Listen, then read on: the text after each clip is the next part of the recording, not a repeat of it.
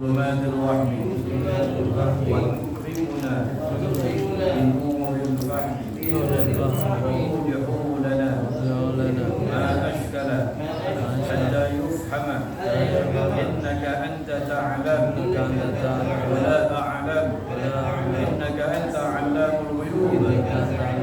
اللهم إنا نسألك فهم النبي وحفظ المرسلين وإلهام الملائكة المقربين. اللهم أغننا بالعلم وزينا بالحلم وأكرمنا بالتقوى وجملنا بالعافية يا أرحم الراحمين. صلى الله على سيدنا محمد وعلى آله وصحبه وسلم. بسم الله الرحمن الرحيم. الحمد لله الذي هدانا لهذا وما كنا لنهتدي لولا أن هدانا الله.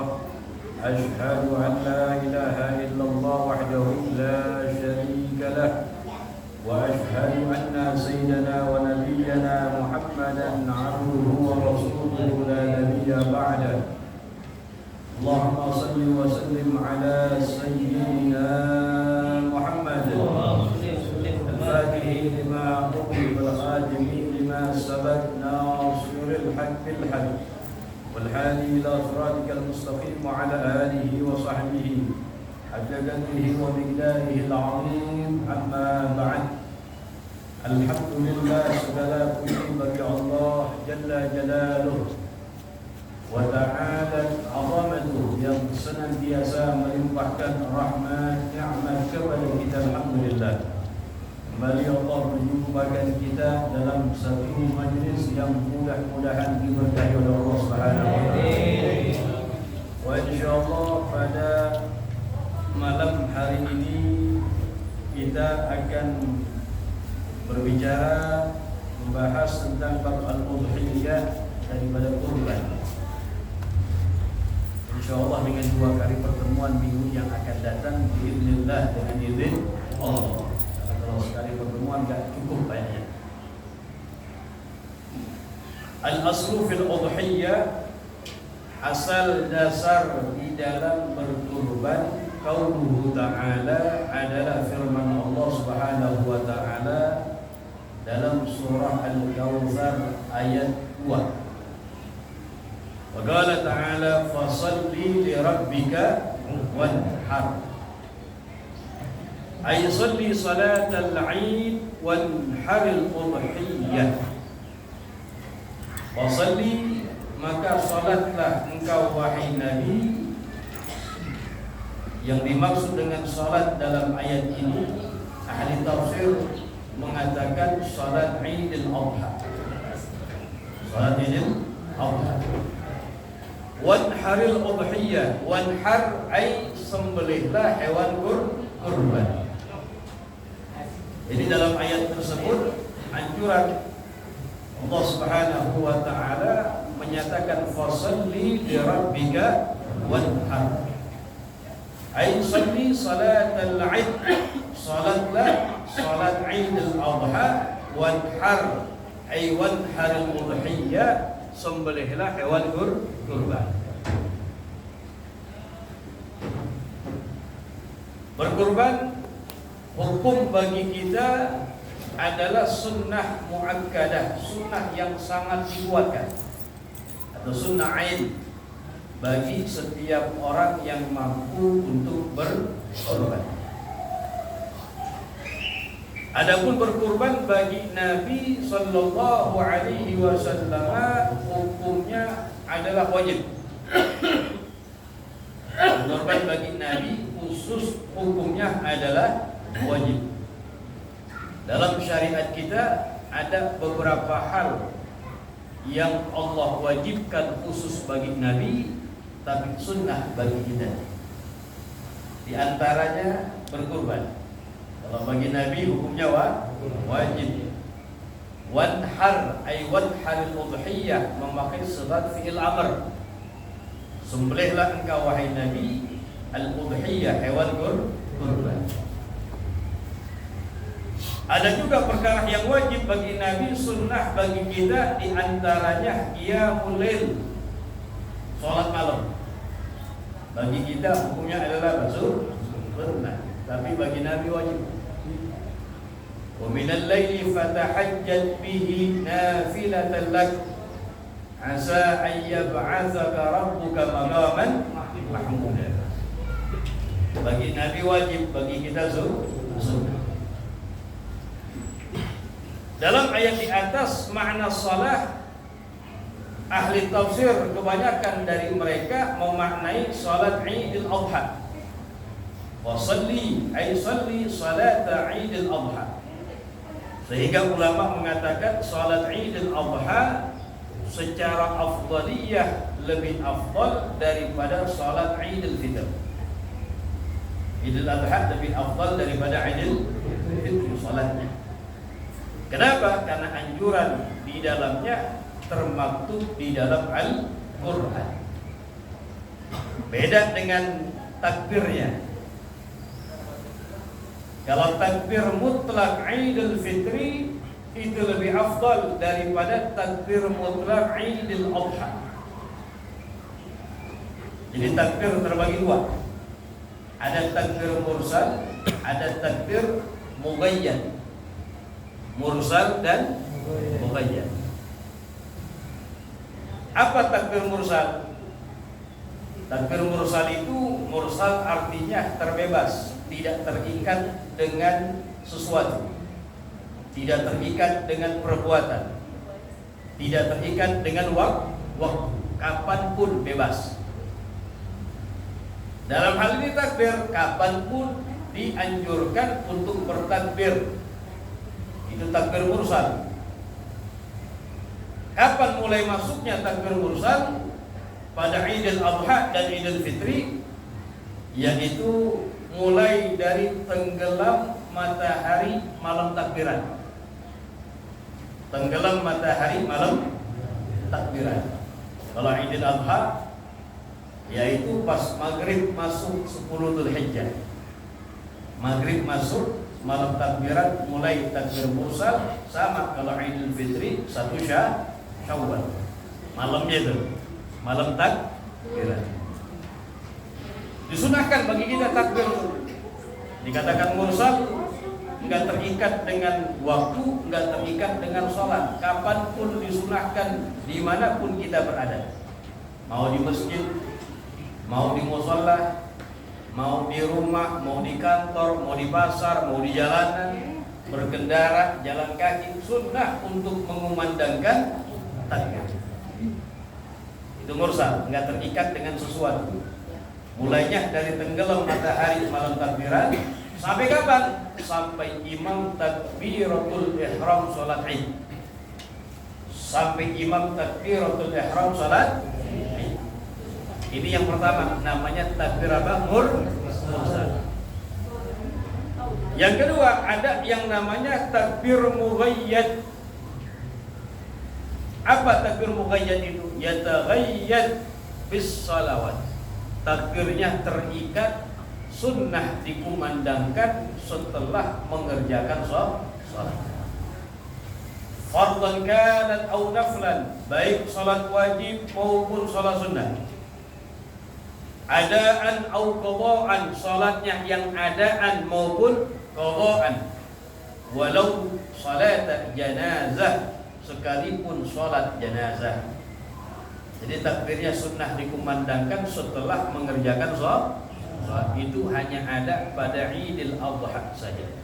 Namanya takbir mughayyad. Kapan mulai masuknya? Mulai masuknya tanggal 9 Dzulhijjah ba'da salatis subuh. Tanggal berapa? Tanggal 9. Tanggal 9 Dzulhijjah hari apa tuh? Hari Kamis, Rabu, hari Arafah namanya ya. Ada nggak nanya? Tanggal 9 Dzulhijjah hari Arafah. Lebarannya belum ketahuan kapan ya. Tanggal 10 Dzulhijjah hari Idul Adha, Lebaran haji namanya. Tanggal 9 namanya hari Arafah. Jadi mulai takbir muqayyad disunnahkan dari tanggal 9 Dzulhijjah habis sholat subuh. Nanti di sini mau sholat ya. Tanggal 9 Dzulhijjah hari Arafah, habis sholat subuh salam, sebelum membaca wirid yang biasa dibaca, takbir bareng-bareng. Allahu Akbar, Allahu Akbar, Allahu Akbar. Jelas ya? Ntar kalau antum sholat duha jam 9, habis sholat takbir sunnah. Zuhur habis sholat takbir sunnah. Jadi sebelum baca wirid langsung takbir, nanti baca wirid lagi terusin. Ya, itu namanya takbir muqayyad. Sampai kapan? Sampai akhir hari tasyrik setelah mengerjakan sholat asar. Tanggal 13 Dzulhijjah. Jelas ya? Tanggal 13 Dzulhijjah. Nah, ini tadi tanggal 9-nya hari Arafah. Mulai dari tanggal 9 habis sholat subuh sampai tanggal 13 Dzulhijjah setelah sholat asar. Jadi sunat kita takbir sholat apa aja, mau wajib mau sunnah, bahkan sholat janazah. Ya takbirnya bebas 3 kali aja yang biasa kita baca, yang banyak-banyak. Ya. Misalnya pada hari tasyrik ada sholat jenazah, ada mayit misalnya. Habis sholat jenazah takbir sunnah, sambil gotong takbir. Emang sunnah setelah sholat. Itu namanya takbir muqayyad. Jangan lupa juga tanggal 9-nya pasang niat yang baik pengen puasa pada hari Arafah. Ini puasa yang luar biasa hari Arafah. Nabi SAW pernah ditanya tentang fadilah puasa pada hari Arafah. Kata Nabi Muhammad, yukaffiru dzunub al-madiyah wal ghabilah. Ini hari Arafah bisa mengukurkan dosa 2 tahun, setahun yang lalu dan setahun yang akan datang. Kalau nggak puasa kebangetan begitu. Kita punya dosa kali ya. Jadi ada niatan, pasang niat yang baik, pengen puasa hari Arafah. Tanggal berapa? 9 Dzulhijjah. Niat malam-malamnya tuh. Nawaitu shaum Arafah. Ibu-ibu yang punya hutang Ramadan haid kemarin sekalian gabung sama pokok Ramadan boleh gak? Boleh gak apa-apa. Niatin tuh. Nawaitu qada Ramadan, nawaitu shaum qada Ramadan. Saya niat puasa qada Ramadan fardhan dan puasa sunnah Arafah lillahi. Boleh dua-duanya, dapat dua-duanya. Dua-duanya dah dapat. Niatin begitu. Kan lumayan satu bayar tuh. Ya, lumayan. Jadi kata Rasulullah, puasa pada hari Arafah menggugurkan dosa 2 tahun. Setahun yang lalu dan setahun yang akan datang. Kalau setahun yang lalu mah jelas, udah kita lakuin, betul. Pertanyaannya setahun yang akan datang gimana tuh? Belum kita lakuin. Di sini ulama mengatakan bisyarah, kabar gembira buat kita yang puasa pada hari Arafah. Yang pertama, kabar gembiranya umur kita akan dipanjangkan oleh Allah Subhanahu wa taala. Minimal tahun besok ketemu ada di situ. Dipuasa lagi, dipanjangin lagi begitu. Ini bisyarah, kabar gembira. Bismillah dengan izin Allah. Yang kedua, bisyarah kabar gembira, dia dijaga oleh Allah dari perbuatan kemaksiatan. Walaupun nanti dia tergelincir akan perbuatan kemaksiatan, ditakdir sama Allah menjadi orang yang segera bertobat kepada Allah Subhanahu wa taala. Jadi jangan sia-siakan itu hari yang mulia. Dikatakan Yaum Arafah, Yaum Muhammadiyah. Yaum Muhammadiyah. Kalau puasa pada hari Asyura menggugurkan dosa setahun. Menggugurkan dosa puasa pada hari Asyura tanggal 10 Muharram. Tapi kalau Arafah menggugurkan dosa 2 tahun. Karena Arafah yunsab dinisbahkan kepada Nabi kita Muhammad sallallahu alaihi wasallam, dikatakan Yaum Muhammadiyah. Beda pada hari Asyura dikatakan Yaum Musawiyah. Karena Nabi Musa awwalu man shamahu, orang yang pertama kali puasa pada hari Asyura.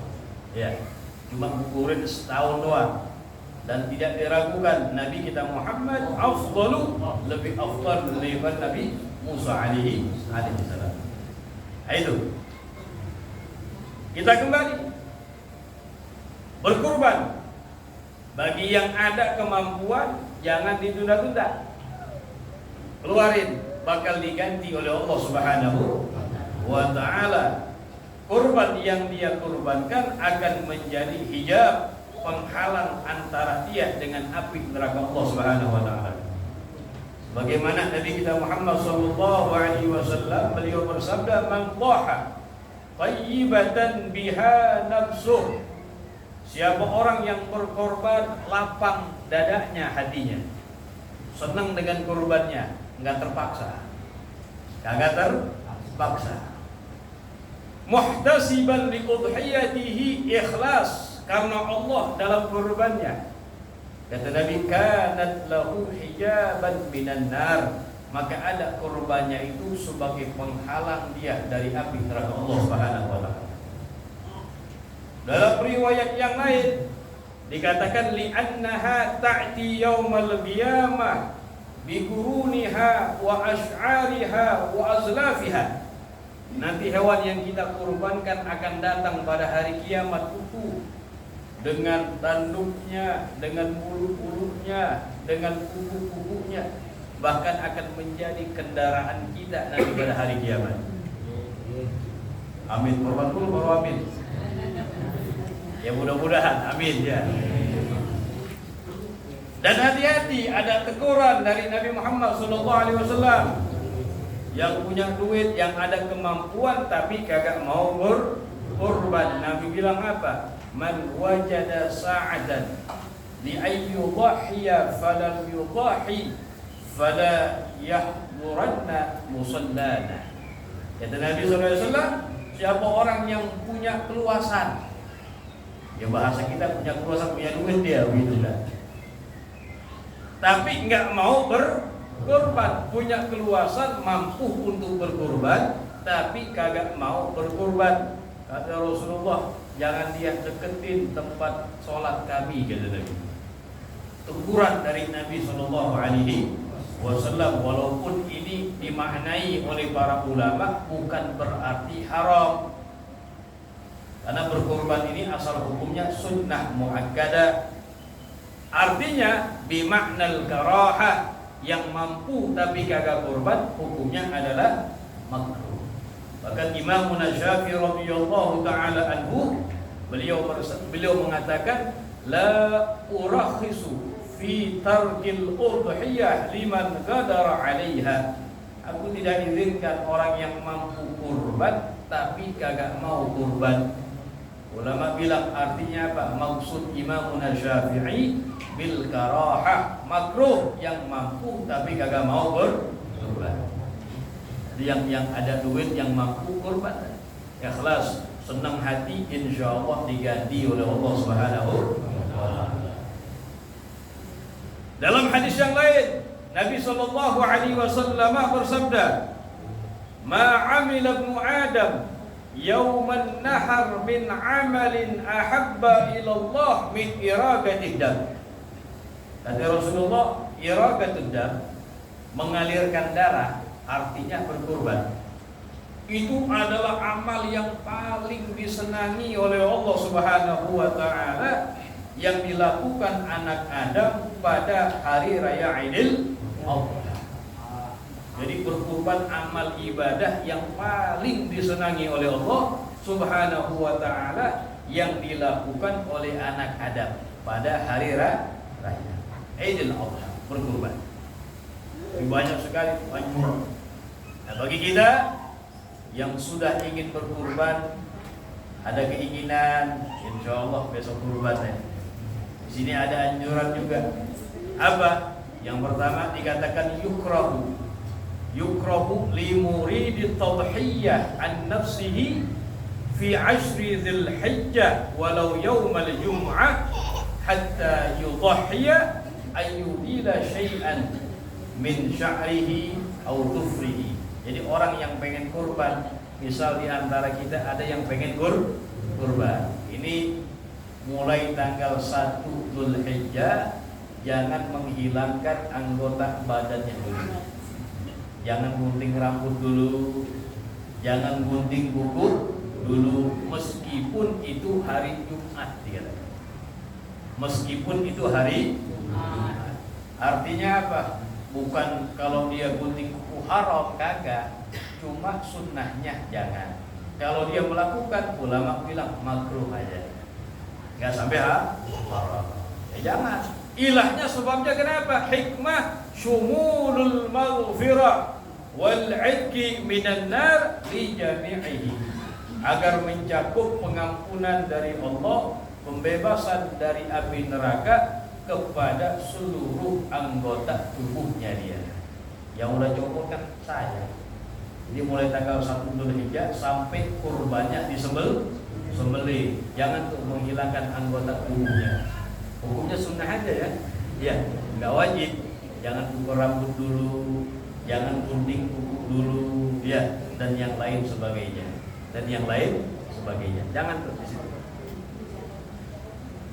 Sekarang kita berbicara, kapan sih masuk waktu penyembelihan hewan kurban? Kapan masuk waktu penyembelihan hewan kurban? Yadkhulu waqtu tadhiyati idza tala'ati syamsu yawman nahar wa madha qadru rak'atin wa khutbatin khafifat. Masuknya waktu penyembelihan itu apabila telah terbit matahari pada hari raya Idul Adha.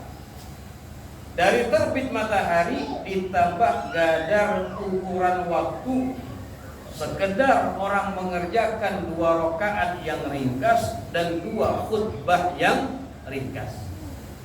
Jadi begini, kapan sih mulai masuk waktu pemotongan?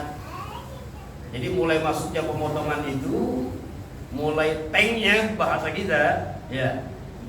Mulai masuknya dari mulai terbit matahari, dari terbit ditambah gadar ukuran waktu 2 rakaat yang ringkas dan 2 khutbah yang ringkas. Sekarang kita main terka-terkaan, orang kalau 2 rakaat yang ringkas kira-kira berapa menit? Artinya ringkas yang dibaca yang rukun-rukunnya aja paling 2 menit. 2 khutbah yang ringkas yang rukun-rukunnya aja berapa? Paling lama 15 menit dah. Mungkin segitu dah, bisa kurang. Ini hitung-hitungan aja. Contoh misalnya, jam 6 terbit matahari. Nah, ditambah gadar tadi itu 2 rakaat ringkas, 2 khutbah yang baru mulai masuk waktu penyembelihan. Artinya apa? Kalau seorang menyembelih hewan kurbannya waktunya belum masuk, ya bukan kurban namanya. Namanya pemotongan biasa. Kadang-kadang orang yang kagak belajar kan begitu.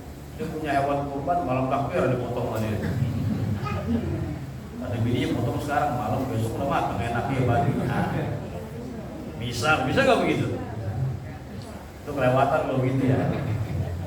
Mungkin yang gambarannya yang deketan nih habis sholat subuh, ya. Habis sholat subuh, ya. Sebelum sholatnya, habis sholat subuh, udah bang potong sekarang aja bang, enaknya bang, ya. Cepet jadinya. Sudah matang ntar dipotong sama dia. Ini bukan kurban. Kenapa? Karena waktunya belum masuk. Kayak itu sholat zuhur jam 11 kan? Iya kan? Waktunya belum masuk. Nah, itu masuk waktu kurban seperti itu. Sampai kapan waktu kurban? Wa yastamirru, berlanjut waktunya ila ghurubi syamsi, sampai tenggelam matahari akhir ayyamit tasyrik, akhir hari tasyrik. Hari tasyrik berapa hari? Tanggal berapa? 11, 12 dan 13 bulan Dzulhijjah. Jadi hari terakhir dari penyembelihan kurban yaitu hari terakhir tenggelam matahari tanggal 13 Dzulhijjah. Udah habis, berarti udah masuk 14. Karena pergantian tanggal di bulan Hijriyah itu masuk itu tenggelam matahari. Maghrib itu pergantian tanggal tuh. Kalau tahun Masehi apa? Jam 12 malam. Tapi kalau tahun Hijriyah pergantiannya dari tenggelam matahari masuk maghrib. Jadi sampai kapan tuh waktu penyembelihan? Sampai tanggal 13 Dzulhijjah maghrib selesai. Ya, kalau selanjutnya bukan sudah kurban lagi. Yang motong telat kayak begitu ya namanya penyembelihan biasa. Dagingnya dibagiin, ya dapat pahala. Cuma dapat pahala sedekah biasa. Kagak dapat pahala kurban. Beda, ya. Kemudian yang perlu kita perhatikan juga, ini menurut tadi pendapat mazhab kita Imam Syafi'i radhiyallahu taala anhu yang memasukkan waktu penyembelihan sampai tanggal 13 Dzulhijjah. Tapi ada dua imam besar, yaitu Imam Abu Hanifah bin Nu'man dan Imam Malik bin Anas sahib Maliki. Keduanya berpendapat bahwasanya waktu penyembelihan itu sampai tanggal 12 Dzulhijjah. Sampai kapan? Sampai tanggal 12 Dzulhijjah. Dua imam itu berpendapat 13 bukan waktu penyembelihan lagi. Artinya apa? Kita yang ada pengakhiran penyembelihan kalau bisa jangan lewat dari tanggal 2. Kenapa? Karena tanggal 13 waktu yang ulama berselisih pendapat. Walaupun mazhab kita Syafi'i masih dikatakan waktu kurban, tapi ada dua imam besar yang mengatakan itu sudah bukan waktu kurban. Karena kadang-kadang ada orang yang mengakhirkan, ntar gue beli kambing tanggal 13. Wah, gue beli jatuh semua ini. Yang 5 juta jadi 3 juta. Dan terpulang daripada gue balikin lagi repot ya. Dengan gue jual murah karena untung apa dibilang. Jangan, kalau mesti ada pengakhiran atau beli kurban, kalau bisa jangan lebih dari tanggal 12. Kenapa? Karena tanggal 13 waktu yang berselisih pendapat ulama di situ. Walaupun dalam mazhab kita sah, ya tetap dikatakan masih waktu kurban. Kemudian launa wal aqiqah wal udhiyah, ini kurbannya dengan akikah mirip. Banyak kemiripan, juga ada perbedaan. Di antara perbedaannya, kalau akikah disunahkan seumur hidup hanya sekali aja. La tu'ad, enggak sunnah diulang. Beda dengan kurban. Kalau kurban itu dimintanya bagi orang yang mampu setiap tahun. Tahun ini mampu sunnah kurban, enggak kerjain mampu kurban ini. Tahun besok dia mampu juga sunnah kurban, tinggalkan mak. Jadi diminta setiap tahun. Kalau dari segi fisik kambing, umur kambing itu sama dengan akikah. Jadi banyak persamaannya dibanding perbedaannya. Di antara perbedaannya, kalau kurban itu dibagikan dagingnya harus nai'an mentah. Nggak boleh inti kurban misalnya di rumah inti dipotong. Ya, kita bagian orang matang semuanya. Ya, nggak boleh. Harus dibagikan secara nai'an mentah. Kalau akikah madbuh dengan matang. Ada di sini akikah mentah. Kilo-kilo orang dikasih kambing. Ya, matang dimasakin dulu begitu. Itu di antara perbedaan. Persamaannya banyak. Sehingga ada ulama yang berpendapat, Al-Imam Muhammad Ramli. Beliau berpendapat kalau orang motong niat kurban sekaligus niat akikah, kurban sekaligus akikah. Jadi kambingnya satu, niatnya dua. Niat kurban sekaligus akikah. Dia bilang as-shalah, Imam Ramli mengatakan dua-duanya dapat dibilang. Kurbannya dapat, akikahnya dapat. Ini pendapat Al-Imam Muhammad Ramli. Ada pendapat yang lain, Al-Imam Ahmad bin Hajar Al-Haytami. Dia bilang apa? Kalau orang diniatkan dua kayak begitu, maka nggak dapat dua-duanya dibilang. Kurbannya kagak dapat, akikahnya juga kagak dapat. Pendapat Imam Ibn Hajar bilang akikah ibadah tersendiri, kurban ibadah tersendiri.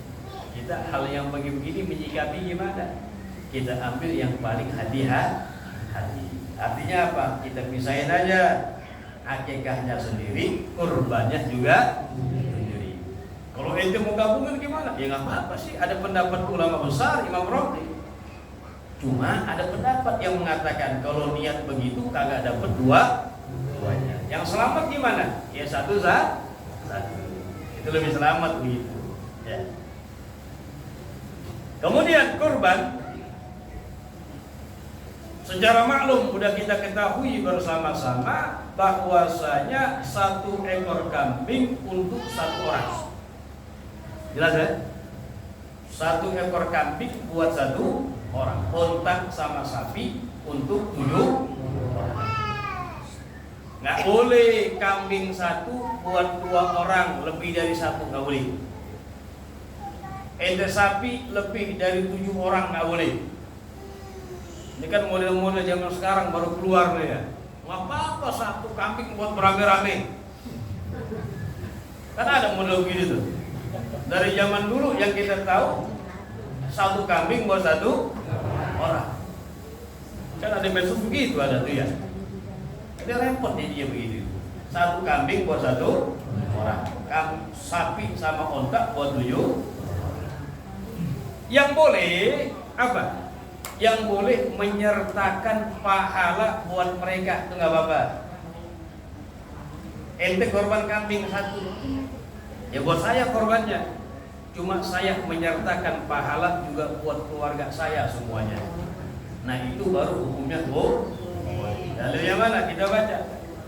Sebutkan bahwasanya qala al-Khatib wa Ramli wa ghairuhuma.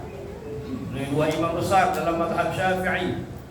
Al-Imam Khatib Asy-Syarbini wal Imam Muhammad Ramli, dan selain keduanya beliau mereka mengatakan lau asyraka ghairahu, apabila seorang menyertakan orang lain fi sawabi udhiyatihi, di pahala korbannya dia.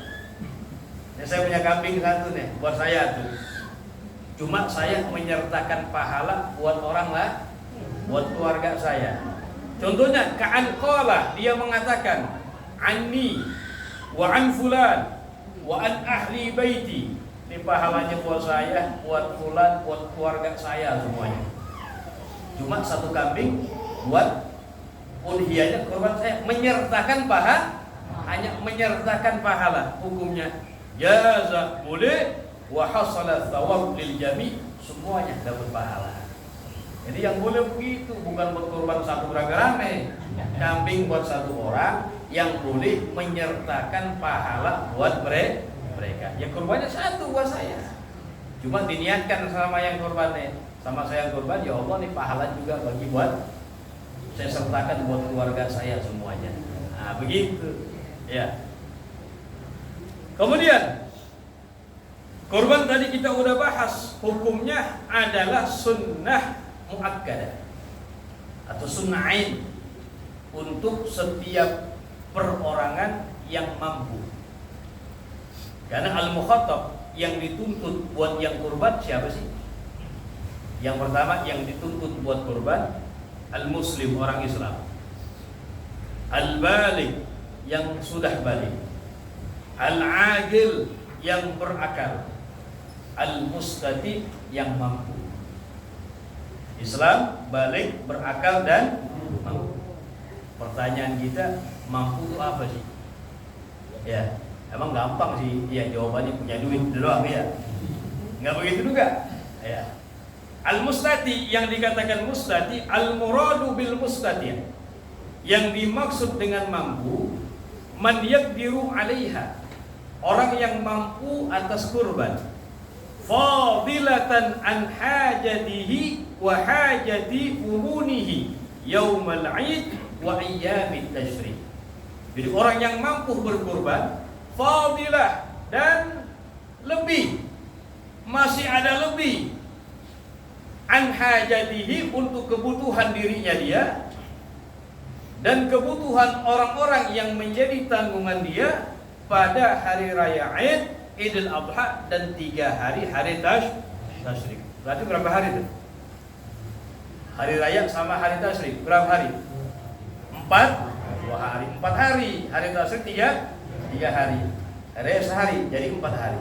Jadi begini gambarannya, orang misalnya kebutuhan buat keluarganya, buat dia pribadi, kalau 4 hari itu berapa duit misalnya? Orang tingkatannya macam-macam ya. Yang anaknya kebanyakan ya kebutuhannya lebih besar. Contoh dah, kita ambil contoh yang hitungannya biar gampang. Yang hitungannya biar gampang. Misalnya ada orang sehari kebutuhannya 500 misalnya. 500. Kalau 4 hari berapa? 2 juta. Betul? 2 juta. Dia punya tabungan, punya duit, ya misalnya nih orang punya duit 10 juta. Berapa? 10 juta. Nah 4 hari ini terjamin buat dia, buat orang-orang yang menjadi tanggungan dia. Seharinya bisa 500. Kalau 4 hari berarti 2 juta. Sisa berapa tuh? 8 juta. Kira-kira beli kambing cukup gak? Nah ini termasuk al-mustadi, orang yang mampu namanya. Termasuk orang yang mampu. Kalau misalnya dia enggak kurban, keluarga enggak kurban, makruh baginya. Nah itu definisi daripada mustadi. Jadi bukan lama, cuma 4 hari doang. Lebaran sama 3 hari. Terjamin enggak buat dia dan orang-orang yang menjadi tanggungannya? Terjamin, bahkan lebih. Dan lebihnya bisa buat beli kurban. Maka dihukumi al-mustadi, orang yang mampu. Kalau telah dihukumi sebagai mustadi, kalau dia nggak kurban atau keluarganya nggak ada yang kurban, maka hukumnya menjadi makruh baginya. Jangan khawatir. Makanya kalau kurban ini dipasrahkan hatinya yang benar, ikhlas karena Allah Subhanahu wa taala, lapang hatinya, insya Allah akan diganti oleh Allah Subhanahu wa taala. Yakin, harus yakin seperti ini. Karena fadilahnya sangat besar. Itu makna al-mustadi. Kemudian maka Al-Fakir sampaikan, di kurban gak cukup hanya sekali pertemuan. InsyaAllah minggu yang akan datang, karena mungkin lebih banyak pertanyaan besok ya. Alhasil, kesimpulan, anna quyud al-udhiyati salasatun, bahwasanya syarat kurban itu ada 3. Yang pertama, al-awwalu kaunuha minan na'am, kurban itu harus dari binatang ternak yang 3. Apa yang 3? Unta, sapi, dan kambing. Ya, kerbau masuk jadi sapi, boleh dijadikan kurban.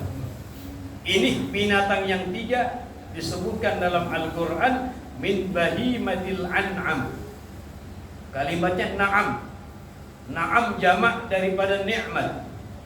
Ulama bilang sumiyat bin na'am, hewan yang 3 ini dinamakan an-na'am likasrati ni'amila fiha, karena banyaknya nikmat Allah yang Allah letakkan kepada hewan tersebut. Kita kan tahunya makan doang, betul? Enggak kita pikirin. Coba sekarang kita pikir sejenak. Contoh aja kambing mudah. Ini kambing setiap hari dipotong berapa ribu? Ini belum Idul Adha ini. Idul Adha lebih dahsyat lagi. Bulan Maulid juga begitu, banyak dipukuli.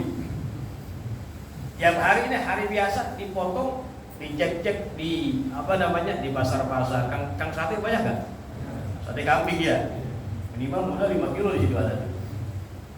Ya, ini menyebar di mana-mana. Sehari ribuan dipotong kambing. Kambing kalau lahirnya berapa sih?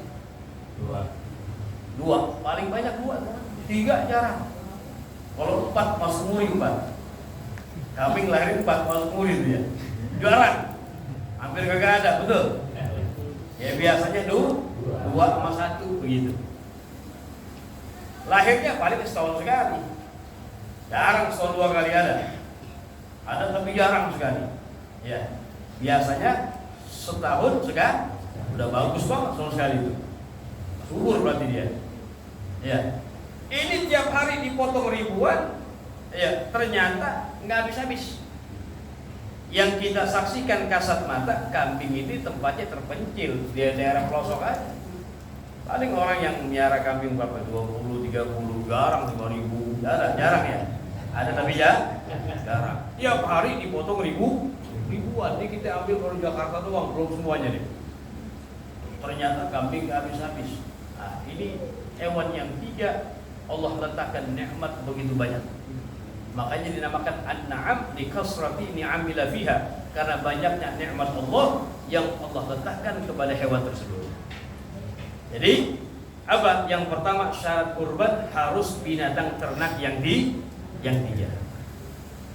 Walaupun ada pendapat, ini madhab Ibn Abbas, Abdullah bin Abbas. Wa an Ibn Abbas annahu yakfi iragatud dam walau min dajaja aw awaz kama qalahu al-Maidan. Ada pendapat madhab Ibn Abbas dibilang begini, kurban enggak mesti hewan yang tiga. Boleh kurban walaupun dengan ayam jago dibilang. Madhab Ibn Abbas, walaupun dengan ayam jago. Karena dia mengambil hadis Nabi iragatul dam, yang penting ada pengaliran darah di situ. Yang Nabi katakan dalam hadis yang tadi, ma'amilat mu'adam yauman nahar ahabba ilallah min iragatid dam, mengalirkan darah. Jadi yang penting dialirkan, ada penyembelihan, walau min dajajah, walaupun daripada ayam. Ini pendapat lemah, al-muqtamad jumhur kagak sah kecuali hewan yang tiga. Tapi walaupun hal ada pendapat, sehingga Imam Bijuri bilang begini, wa kana syekhuna, kata Imam Bijuri guru kami dibilang, ya'murul fakir bitaglidihi, memerintahkan orang yang fakir yang enggak mampu kurban, ya, kalau kita lagi ada duit, taglid, ngikutin pendapat mazhab Ibn Abbas. Ya udah dah, ya Allah, ini belum kurban ya, mungkin punya duit kambing mahal banget deh. Ya masa nggak kurban dulu tiap tahun? Kata gurunya Imam Bijuri bilang nggak apa-apa, taglid ikutin pendapat mazhab Ibn Abbas. Jadi ke pasar beli jagung lalu, cuma jangan ngomong sholat jangan. Terima nggak ya? Terima ya? Kalau terima nggak apa-apa. Ya, potong di rumah, niatin kurban. Allahumma adhadi udhiyati fataqabbal minni ya Allah, ini kurban saya. Ya. Potong ayam siangin, potong-potong mentah kasih tetangga. Jangan ngomong-ngomong ini kurban saya, jangan. Jangan bingung lagi ayam nih. Jangan ngomong-ngomong, diam aja. Iya, gurunya Imam Bijuri bilang, ya apa-apa dah, kita yang gagal kurban taglid ikutin pendapat mazhab Ibn Abbas. Wa yaqis 'alal udhiyah al-aqiqah, dikiaskan atas kurban akikah. Wa yaqul liman wulida lahu maulud aik bidiqah 'ala madhhab Ibn Abbas. Ada orang lahir, ada kalimat ungkapan aik bidiqah ala madhabi Ibn Abbas, berakikahlah walaupun dengan ayam jago menurut madhab Ibn Abbas. Ya, gua udah tua, kita tanya bapak kita, udah akikahin, ya belum deh. Orang yang belum diakikahkan sama orang tuanya udah balik, nanti sunnah dia mengakikahkan dirinya sendiri. Kita tanya mama kita pulang nih, lu saya udah akikahin belum deh? Belum, dibilangin udah duit kambing bumi lu mahal. Ya, belum. Nah, sunnah bagi kita untuk mengakikahkan diri kita. Udah tua deh, belum akikah gimana? Ya, kata gurunya Imam Bijuri, enggak apa-apa dah, ikutin mazhab Ibn Abbas. Beli ke pasar kayak 30 biji, lumayan. Murah, betul. 300-400 dapat keluar. Yang cepat dikit. Ya, potong di rumah. Niatin akikah. Siangin dimasak sama bininya. atau mau bikin sembur misalnya ya, mau kemari nggak apa-apa ya, yang nampung gitu ya, betul ya, kasih tetangga, nah begitu. Tapi jangan ngomong menakikkan nih, jangan, rahasia aja. Nah, ini ikutin madhab Ibn Abbas. Tapi kalau yang punya duit jangan kaya, yang punya duit beli sapi, beli kan sapi. Bapak biaya juga tuh kalau itu ayam aja nggak kuda, jangan ya. Ala kulihat, ini yang pertama. Jadi syarat akikah harus dengan hewan yang ternak yang 3 tadi, jumhur itu. Yang kedua, kaunuha fi yaumi 'idil adha wa ayyamit tasyrik wa layaliha. Syarat yang kedua, kurban itu hanya pada hari raya 'idil adha dan 3 hari tasyrik, siang dan malamnya. Selebihnya bukan, sebelum dan selebihnya bukan. Yang ketiga syaratnya kaunuha takarruban ilallah. Korban itu adalah diniatkan takarruban, pendekatan diri kepada Allah. Lain orang yang motong hewan yadbahu syakhsu lil akli awil jazar lebih. Orang motong nih tanggal 11 Dzulhijjah hari tasyrik, motong kambing, buat apa? Mau jual lagi. Ini namanya bukan kurban, namanya kurban tagarruban ilallah, untuk pendekatan diri kepada Allah. Itu yang namanya kurban. Ini syaratnya 3 dah.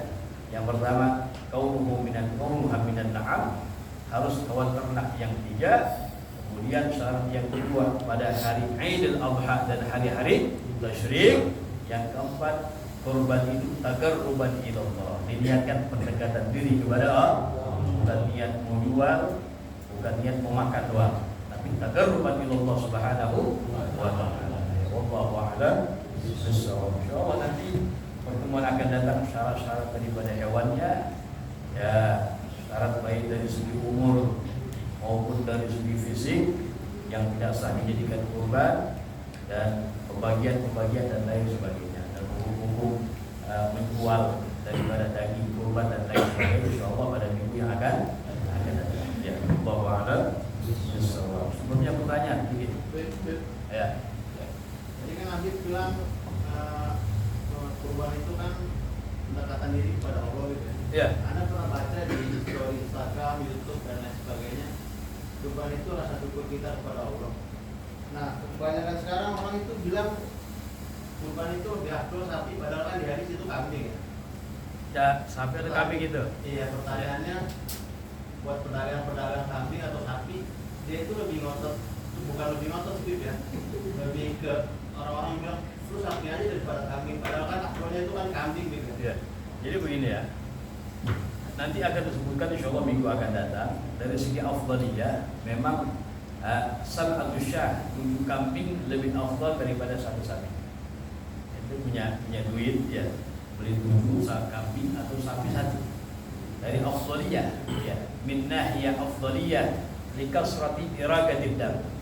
Karena kenapa 7 yang lebih afdal? Karena lebih banyak mengalirkan darah. Kan 7 kali motong namanya itu. Inilah yang pertama. Tapi ada min nahiyatil laham, dari segi banyaknya daging, jelas sapi lebih banyak. 7 kambing sama 1 sapi, banyak mana biasanya? Sapi yang 21, sapi 3 juta, kecil ya? Kecil 3 juta. Kalau sapi 21, 22 agak lumayan ya. Ya, begitulah. Ya. Lihat, kalau misalnya kita niatkan yang tadi, sapi yang harga segitu sebandingannya lebih banyak dagingnya, manfaatnya lebih banyak buat orang banyak. Diniatkan seperti itu pun dapat fadilah, karena ada fadilah masing-masing. Nah, tapi dari segi banyaknya untuk mengalirkan darah, ya 7 ulama bilang. Karena dengan 7 kambing 7 kali motong, tapi 1 sekali. Tapi dari segi laham daging, manfaat yang untuk disebarkan ternyata lebih banyak. Ya itu lebih apa? Ya lebih apa? Jadi dilihat dari segi itunya aja. Kemudian juga dilihat dari segi masyarakat kita lebih senang yang mana. Ada satu kampung kagak doyan kambing, ada juga begitu tuh. ada. Walaupun susah kita cari, mana sih doyan. Ya. Ada model begitu. Ya. Udah sapi aja. Terus kampung darah tinggi terakhir semuanya itu ya. Jadi dilihat seperti itu. di maslahat dilihat begitu. Nah, itu lihat kalau misalnya Anda beli sapi satu, kayaknya gedean dibanding 7 kambing misalnya. Nah, jelas dagingnya lebih banyak, manfaat buat diberikan kepada orang lain lebih banyak. Jadi segi masing-masing begitu. Nanti ada segi afdaliyah warna putih lebih afdal dari warna yang lainnya. Dari segi saminah, gemuknya, jelas yang gemuk lebih afdal secara mutlak, walaupun warnanya bukan warna putih. Ada putih kurus, ya, putih kurus, tapi hitam gemuk. Nah, ulama bilang as-samin, yang gemuk lebih afdal, karena maslahatnya, dosatnya daging yang lebih dituju di situ. Tapi kalau ada putih gemuk, nah itu yang cakep. Putih gemuk bertanduk, nah itu nomor 1. Makanya cari yang udhiyah, kurban yang paling bagus. Nabi bilang apa? Baguskan kurban kamu, karena nanti itu kurban kamu akan menjadi kendaraan kamu di yaumil akhir. Itu yang cakep. Dhahan Nabiyyu sallallahu alaihi wasallam bi kabshin amlahin agranin dzabahahuma bi yadihi al-karimah. Nabi menyembelih kurban dengan 2 ekor kambing gibas. Ya, agranin, amlahin yang dua-duanya berwarna putih. Agranin yang bertanduk dua-duanya. Dzabahahuma bi yadihi al-karimah, disembelih sendiri dengan tangan yang mulia Nabi sallallahu alaihi wasallam. Yang paling afdal yang bagus gitu. Ya. Berubah-ubah apa betul? Apa? Mahal ya dia. Ya. Enakan diambil. Ada lagi? Ya. Dari sudut pandang masa Imam Syafi'i, kemarin kita lihat Ustaz Yahya, Iya. Ustaz Hidayat, Ustaz Maulid, terus siapa lagi? Habib Al-Kaf, bahwa kurban buat orang yang udah meninggal itu tidak diterima atau tidak sah, itu gimana? Iya. Bagus. Berkurban itu untuk orang lain harus biiznihi, dengan izinnya. Harus dengan izin. Bagus pertanyaan. Kurban untuk orang lain harus biiznihi, walau mayitan. Kadang-kadang kita begini, saya mau korbankan buat orang tua saya, udah meninggal. Itu bagaimana hukumnya? Kalau di masa hidupnya ada kalimat pengizinan, maka jelas boleh di situ. Tapi kalau enggak ada pengizinan, nah di sini ulama mengatakan enggak sah. Ya, kita nggak usah maksain. Caranya gimana? Tetap kurban buat kita, menyertakan pahala buat mereka. Nah, gitu caranya. Ya. Lu kan nggak tahu, kadang-kadang kita nggak tahu izin ya, betul. Izinin mereka gak, makanya sunnah tuh. Ya kita dari sekarang ngomong, kalau nanti kita misalnya kalau misalnya kita meninggal nanti orang mau apa namanya, korbankan buat saya izinin. Itu kalimat itu dianjurin. Ya. Dan nanti kalau misalnya suatu saat meninggal ada orang yang mau korban, nggak jadi masalah. Siapapun yang mau korbankan buat saya. Sama juga disunnahkan bagi orang yang sudah haji. Orang yang sudah haji, dia bilang begini, nanti kalau saya meninggal, siapapun yang orang ingin menghajikan sunnah saya izinkan. Itu hukumnya sunnah. Sebutkan dalam kitab Imam Nawawi di situ. Sunnah dikatakan begitu. Nanti suatu saat kalau misalnya orang keluarganya ingin menghajikan sunnah buat dia, karena udah haji dia, haji wajibnya Islamnya udah gugur. Yang kedua, ketiga haji sunnah baginya, karena hajatul Islamnya yang pertama udah dapat dia, harus berizin dengan izin. Kalau dia udah mendapatkan izin seperti itu sebelum meninggalnya, atau dari sekarang yang dibilang menjadi masalah. Kadang-kadang orang ngomong itu takut mati ya. Gak usah takut mati itu di tangan Allah. Siapa? Kalau udah datang ajalnya, nggak bisa dimajukan, nggak bisa dimundurkan. Udah rahasia Allah di sini. Bukan berarti wah takut mati kita siap mati konyol, bukan begitu. Artinya apa? Ya kita yakin bahwasanya kematian suatu saat bakal datang kepada kita. Rahasia Allah Subhanahu wa taala. Jadi begitu, harus berizin kalau untuk orang lah, kecuali an ahli baiti, untuk keluarganya. Ayah korban buat anaknya, nggak apa-apa, anaknya di pondok korban buat, walaupun tanpa izin, untuk keluar. Tapi buat orang lain biizni, harus dengan izinnya. Walau maitan, walaupun telah meninggal dunia. Jadi seperti itu. Jadi kalau misalnya an ahli baiti untuk ayah untuk anaknya. Ayah untuk anaknya. Ini ulama mengatakan wa apa walau biduni idzni. Walau biduni idzni. Tapi kalau untuk orang lain wajib untuk mengizinkannya. Nah, kita nggak usah maksain. Caranya gimana? Tadi yang Al-Fakir sampaikan al-ishtirak fi shawab, menyertakan di dalam pahala. Udah kurban buat saya, niatkan pahalanya buat orang tua kita, buat saudara kita, buat kakek kita. Wah, ini dapat semua. Jadi begini. Ayat terakhir. Allah bantu.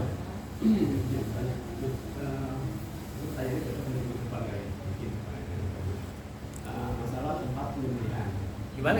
Masalah tempat penyembelihan. Tempat penyembelihan. Nah. Karena alasan keterbatasan tempat di masjid dan menjaga tempat ibadah dan juga menghindari oknum-oknum tertentu. Aturan mana ya? Habib, kalau kita korban tetap di lingkungan masjid atau tempat penjagalan? Afdalan mana gitu maksudnya? Ya. Sebenarnya sih dari afdaliyah lihat kalau untuk menjaga. Nah, ini di sini kita kembali ke masyarakat ya. Kalau misalnya kita berada di satu wilayah dan di situ mengadakan penyembelihan misalnya. Jadi kalau misalnya kita nggak di situ kesannya kayak ada omongan sekarang. Untuk menghilangkan fitnah ya itu lebih baik. Untuk menghilangkan fitnah kan namanya mulut manusia macam-macam. Ya. Walaupun sih ala kulli hal, kalau misalnya ente yakin selamat, oh enggak ada, yang penting dibagi-bagi beres. Ya, itu bisa lebih afdal. Kalau misalnya satu masjid atau musholah mengadakan, tapi ini perlu catatan ya, catatan di sini. Kalau masjid jangan dijadikan ajang buat kadang-kadang buat apa namanya? Ya cincang dan apa namanya? Set di dalam bakaran masjid segala macam. Ini yang hati-hati. Ya, ada ulama yang keras, tegas, ya. Dalam hal itu dibilang jangan, karena tausif kurban ini nggak ada hubungan dengan masjid. Kurban nggak ada hubungan dengan masjid. Itu kurban mau di mana aja nggak jadi masalah. Di pos kampling adain nggak jadi masalah.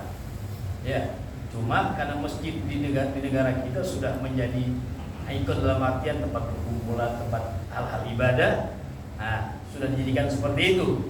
Nah, cuma jangan digunakan ngeset ada masjid latarannya ada di samping-sampingnya di emper-emper masjid, ya di situ ada sebagian tempat tuh, ya bingkangnya segala macam di situ.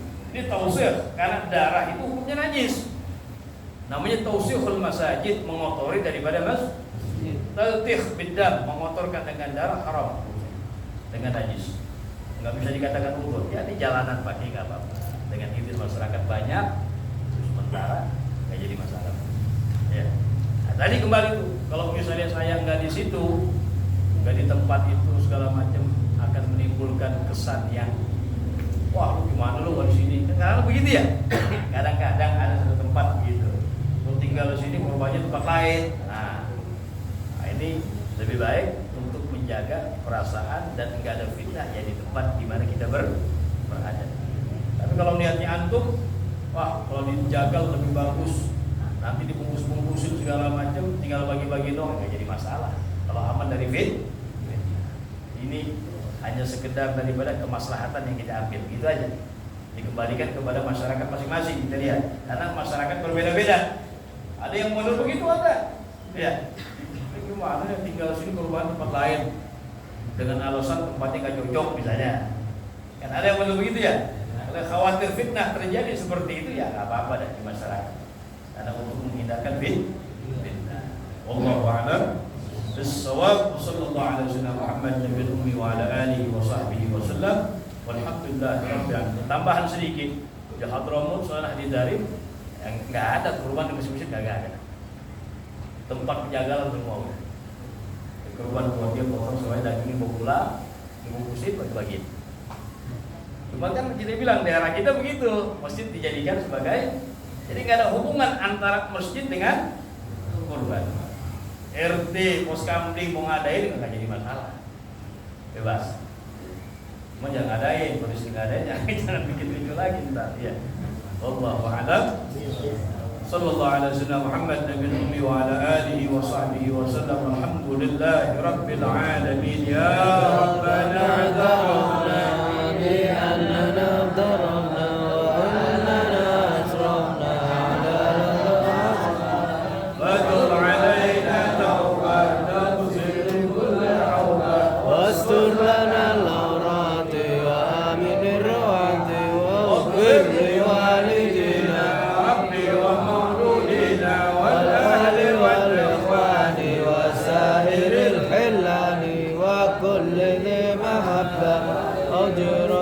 والصحابة والمسلمين